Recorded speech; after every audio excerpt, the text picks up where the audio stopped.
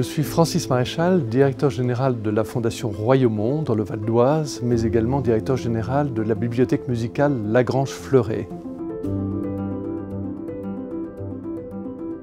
La bibliothèque musicale Lagrange-Fleuret, du nom de ses fondateurs, Maurice Fleuret et Henri-Louis de Lagrange, est née de la volonté de ces personnes qui possédaient des collections de musique exceptionnelles, la volonté de les mettre à la disposition du grand public. D'abord de bien les conserver, d'où l'installation dans ce magnifique hôtel particulier que nous venons de rénover.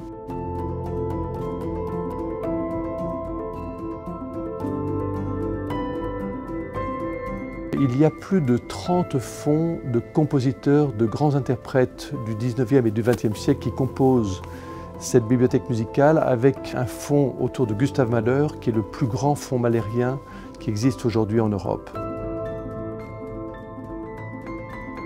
Alors il s'agissait en fait de repenser complètement un projet pour valoriser ces collections et de les rendre justement accessibles au grand public, pas simplement au public des chercheurs, des spécialistes. Et il nous a semblé, ce qui n'existait absolument pas jusque-là, qu'il était indispensable de faire venir aussi la nouvelle génération, des enfants, des jeunes, des adolescents de Paris, de toute l'Île-de-France, pour justement, à partir des sources musicales, voir un petit peu comment la musique se fait, donc comment la musique se construit.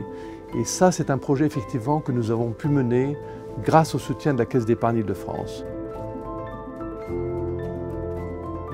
La Caisse d'épargne Île-de-France est déjà depuis de très longues années un partenaire de la Fondation Royaumont dans le Val d'Oise, fondation à laquelle est adossée la bibliothèque musicale Lagrange-Fleuret. Elle nous aide vraiment à ouvrir à des nouveaux publics, autrement dit, sans la Caisse d'épargne Île-de-France, nous ne pourrions pas ouvrir à cette nouvelle génération de public, les jeunes, cette bibliothèque musicale.